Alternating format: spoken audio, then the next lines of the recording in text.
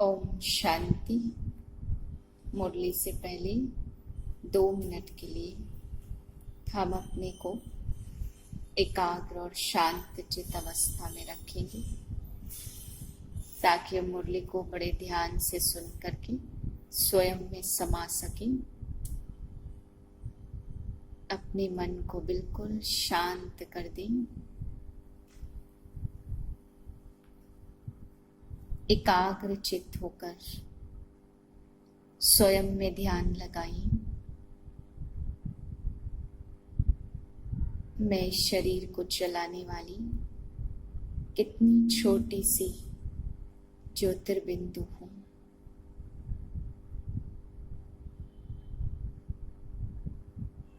इस देह के मस्तक पर स्थित हूं। इस पूरे शरीर को चला रही हूं। अभी मैं आत्मा शांत और एकांत में बैठकर भ्रकुटी की कुटिया में बैठकर भगवान वाच सुनती हूं।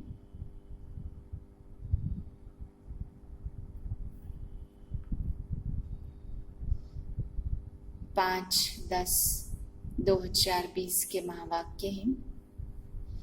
आज के मुरली में बाबा ने विशेष हमें समझाया है याद और सेवा पर।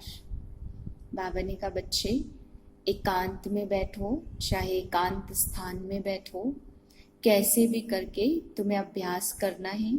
शरीर का भान छोड़ना है, कर्मेंद्रियों से परे शांत चित्त अवस्था में आना है। चाहे कोई कोठरी में बैठ जाओ, चाहे घर में कोई एकांत स्थान हो वहां बैठो, चाहे सेंटर पर जाओ। बाबा ने कहा जहाँ वाइब्रेशन अच्छे हो ऐसे स्थान पर बैठ करके तुम बच्चों को बहुत गहन अभ्यास करना है कि मुझे एक के अंत में यानी एक बाप की याद में खोना है। ऐसे करते करते जो शरीर छोड़ दे, एक के अंत में ही जो अंत में शरीर छोड़कर जाए उसी को कहते एकांत में जाना। तो बाबा कहते इसकी प्रैक्टिस करते रहो। फिर बाबा ने सेवा के लिए बोला कि तुम बच्चों को प्रदर्शनी भी करनी चाहिए और तुम्हें कभी कभी फेरे में या चक्कर लगाने चाहिए। एक गाड़ी में चित्र रख करके ट्रांसलाइट का जो तुम्हारी एम ऑब्जेक्ट है, बाबा कहते हैं ऐसे ट्रांसलाइट का चित्र रखो और चक्कर लगा के आओ। गाड़ी में उस चित्र को सभी को दिखला के आओ। इससे भी बहुत बड़ी सेवा होगी। आगे चलकर ये चित्र भी बाबा ने कहा बहुत फेमस होगा। फिर बाबा कहते हैं कि ऐसे सेवा करो, ट्रेन में टिकट लो और 100 माइल दूर तक जाओ। टिकट लेके भी एक डिब्बे से दूसरे डिब्बे में ऐसे अनेक डिब्बे में जा करके बाप का संदेश सुना के आओ। तो बाबा कहते हैं ऐसे ऐसे भी तुम बच्चे सेवा कर सकते हो। बाबा कह रहे इस समय कलम लग रही है, जैसे छोटे छोटे पौध लगाते हैं बाद में बड़े वृक्ष बन जाते हैं, ऐसे इस समय तुम बच्चों में देवताई सैपलिंग लग रही है। आगे चल करके फिर तुम विश्व का राज्य प्राप्त करेंगे। मीठे बच्चे एकांत में बैठ अब ऐसा अभ्यास करो जो अनुभव हो मैं शरीर से भिन्न आत्मा हूं। इसको ही जीते जी मरना कहा जाता है। प्रश्न है एकांत का अर्थ क्या है? एकांत में बैठ तुमको कौन सा अनुभव करना है? उत्तर है एकांत का अर्थ है एक की याद में इस शरीर का अंत हो। अर्थात एकांत में बैठ ऐसा अनुभव करो कि मैं आत्मा इस शरीर को छोड़ बाप के पास जाती हूँ। कोई भी याद न रहे। बैठे बैठे अशरीरी हो जाओ जैसे कि हम इस शरीर से मर गए। बस हम आत्मा हैं, शिव बाबा के बच्चे हैं। इस प्रैक्टिस से देह भान टूटता जाएगा। ओम शांति। बच्चों को बाप पहले पहले समझाते कि मीठे मीठे बच्चों जब यहाँ बैठते हो तो अपने को आत्मा समझ बाप को याद करके बैठो और कोई तरफ बुद्धि नहीं जानी चाहिए। यह तुम बच्चे जानते हो हम आत्मा हैं। पार्ट हम आत्मा बजाती हैं शरीर द्वारा। आत्मा अविनाशी है और शरीर विनाशी है। तो तुम बच्चों को आत्माभिमानी बन बाप को याद करना है। हम आत्मा हैं, चाहे तो इन ऑर्गन से काम लेवे चाहे न लेवे। अपने को शरीर से अलग समझना चाहिए।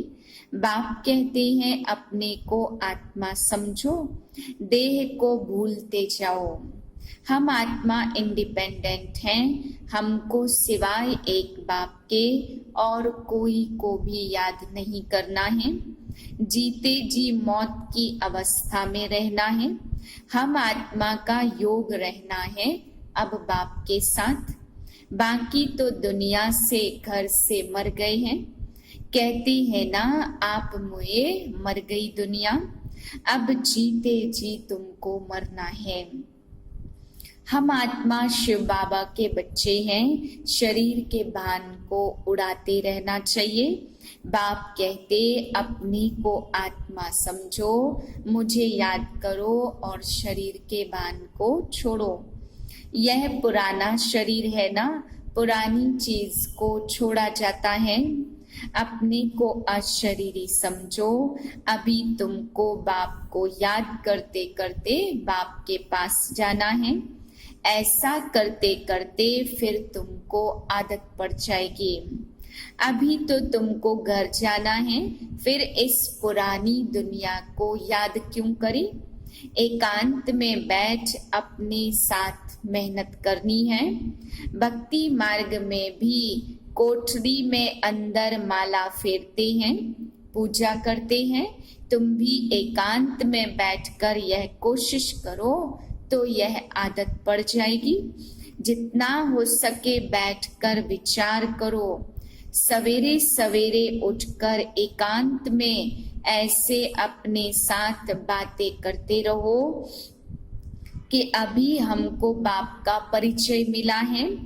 विचार सागर मंथन कर बाप को याद करो। बाबा अभी मैं आया आपकी सच्ची गोद में, वह है रूहानी गोद। तो ऐसे अपने से बातें करनी चाहिए। स्वदर्शन चक्रधारी बनना है। बाप में ही सारा ज्ञान है ना चक्र का, वह फिर तुमको देते हैं। तुमको त्रिकालदर्शी बना रही हैं। तीनों कालों अथवा आदि मध्य अंत को तुम जानते हो। बाप भी है परम आत्मा, उनको शरीर तो है नहीं। अभी इस शरीर में बैठकर तुमको समझाते हैं। यह वंडरफुल बात है। भागीरथ पर विराजमान होंगे तो जरूर दूसरी आत्मा है।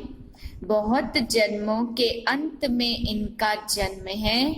नंबर 1 पावन, वही फिर नंबर 1 पतित बनते हैं। वह अपने को भगवान विष्णु आदि तो कहते नहीं है। वहां एक भी आत्मा पावन है नहीं, सब पतित ही है। तो बाबा बच्चों को समझाते ऐसे ऐसे मंथन करो तो तुमको बहुत खुशी रहनी चाहिए। इसमें एकांत भी जरूर चाहिए। एक की याद में शरीर का अंत होता है, इसको कहा जाता एकांत। यह चमड़ी छूट जाएगी। यह याद करते करते शरीर का भान छूट जाता। सन्यासी भी सोचते हैं हमें ब्रह्म में लीन होना है। तपस्या करते करते शरीर छोड़ देते हैं। अपने को आत्मा न समझने से बाप, टीचर, गुरु सबको भूल जाते हो। गृहस्थी में तो घर का वाइब्रेशन ठीक नहीं रहता। अलग से प्रबंध है तो एक कोठरी में एकांत में बैठो। माताओं को तो दिन में टाइम मिलता, बच्चे स्कूल चले जाते। जितना टाइम मिले उतना यह कोशिश करते रहो। तुमको तो एक घर है, बाप को तो देखो कितने ढेर के ढेर दुकानें हैं। और ही वृद्धि होती जाएगी। मनुष्यों को तो धंधे आदि की चिंता होती है तो नींद ही फिर जाती है। यह व्यापार भी है ना, कितना बड़ा शर्राफ है, कितना बड़ा मट्ठा सट्ठा करते हैं। पुराने शरीर को लेकर नया शरीर दे देते, सबको रास्ता बताना है, यह भी धंधा उनको करना है। यह व्यापार तो बहुत बड़ा है, व्यापारी को व्यापार का ही ख्याल रहता है। बाबा ऐसे ऐसे प्रैक्टिस करते फिर बतलाते हैं कि बच्चे ऐसे ऐसे करो। जितना तुम याद में रहेंगे तो स्वतः ही नींद फिट जाएगी। कमाई में आत्मा को बहुत मजा आएगा। कमाई के लिए तो मनुष्य रात में भी जागते हैं। सीजन में सारी रात भी दुकान खुला रहता। तुम्हारी कमाई रात को और सवेरे को बहुत अच्छी होगी। स्वदर्शन चक्रधारी बनेंगे, त्रिकालदर्शी बनेंगे। 21 जन्म के लिए धन इकट्ठा करते हो। मनुष्य साहूकार बनने के लिए देखो कितना पुरुषार्थ करते हैं। तुम बाप को याद करेंगे तो विकर्म विनाश होंगे, तुम्हें बल मिलेगा। याद की यात्रा पर नहीं रहेंगे तो घाटा पड़ जाएगा, क्योंकि सिर पर पापों का बोझा बहुत है। अब जमा करना है, एक को याद करना है और त्रिकालदर्शी बनना है। यह अविनाशी धन आधा कल्प के लिए इकट्ठा करना है। यह तो बहुत वैल्यूबल है। विचार सागर मंथन कर रत्न निकालने हैं। बाबा जैसे खुद करते हैं तो बच्चों को भी युक्ति बतलाते हैं। कहते हैं बाबा माया के तूफान बहुत आते हैं। बाबा कहते जितना हो सके अपनी कमाई करनी है, यही काम आनी है। एकांत में बैठ याद करो। फुर्सत है तो सर्विस भी मंदिर में जाकर बहुत कर सकते हो।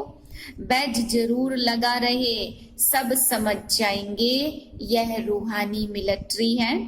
तुम लिखते भी हो हम स्वर्ग की स्थापना कर रहे हैं। कोई समय यह ट्रांसलाइट का चित्र बैटरी सहित उठाकर परिक्रमा देंगे और सबको कहेंगे यह राज्य हम स्थापन कर रहे हैं। लक्ष्मी नारायण सिर्फ एक तो नहीं थे, यह चित्र आगे चलकर नामी ग्रामी हो जाएगा।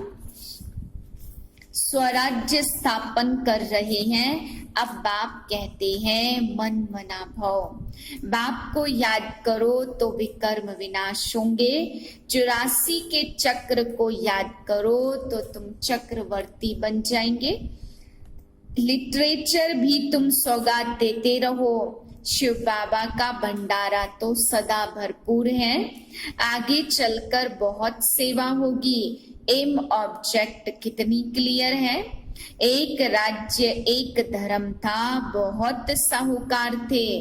मनुष्य चाहते हैं एक राज्य एक धर्म हो। मनुष्य जो चाहते सो अब आसार दिखाई पड़ते हैं।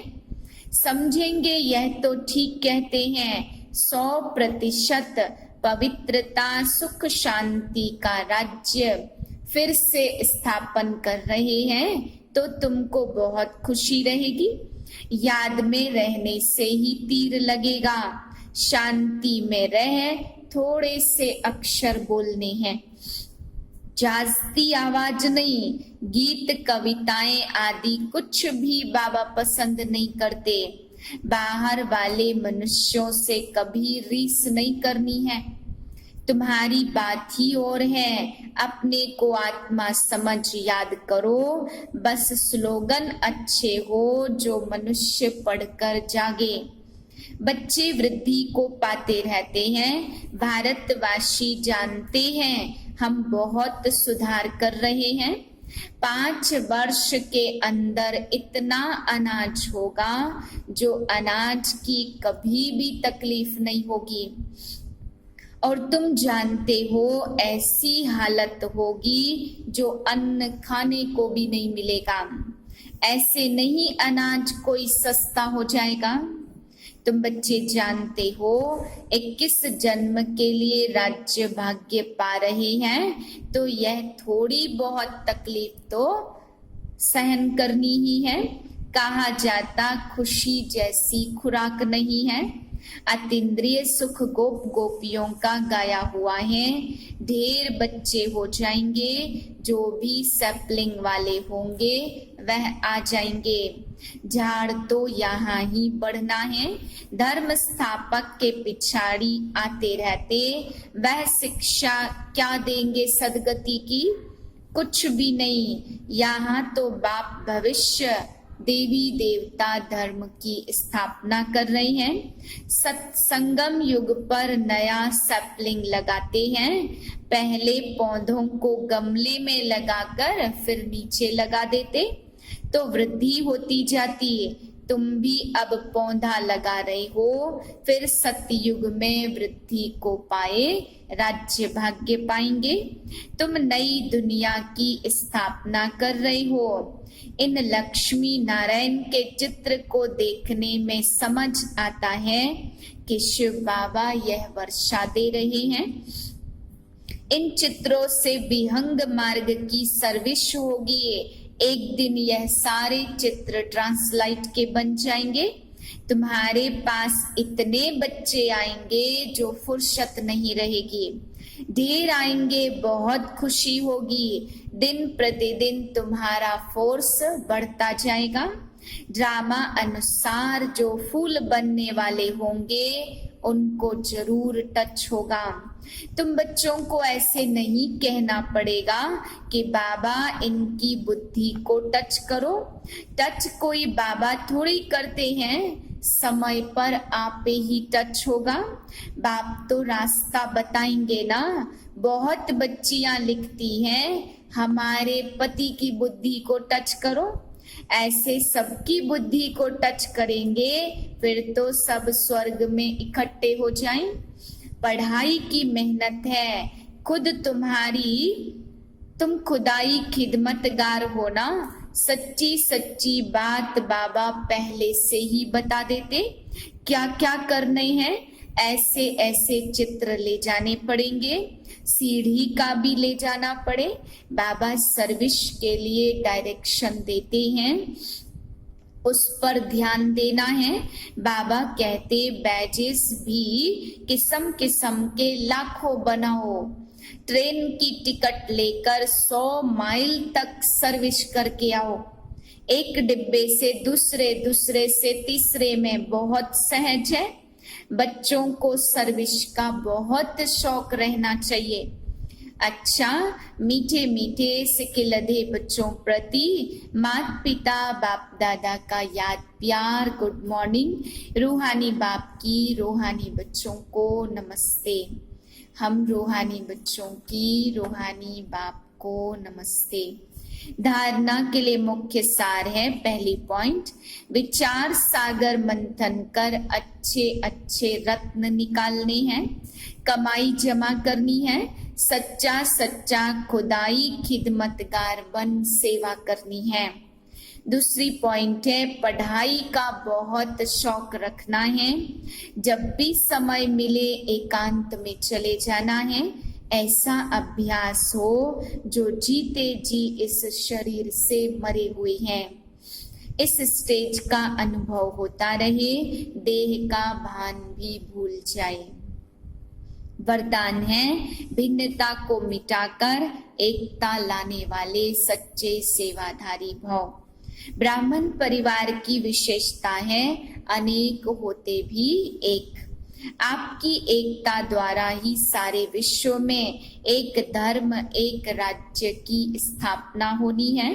इसलिए विशेष अटेंशन देकर भिन्नता को मिटाओ और एकता को लाओ, तब कहेंगे सच्चे सेवाधारी। सेवाधारी स्वयं प्रति नहीं लेकिन सेवा प्रति होते हैं। स्वयं का सब कुछ सेवा प्रति स्वाहा करते हैं। जैसे साकार बाप ने सेवा में हड्डियां भी स्वाहा की, ऐसे आपकी हर कर्मेंद्रिय द्वारा सेवा होती रहे। स्लोगन है, परमात्म प्यार में खो जाओ तो दुखों की दुनिया भूल जाएगी। ओम शांति।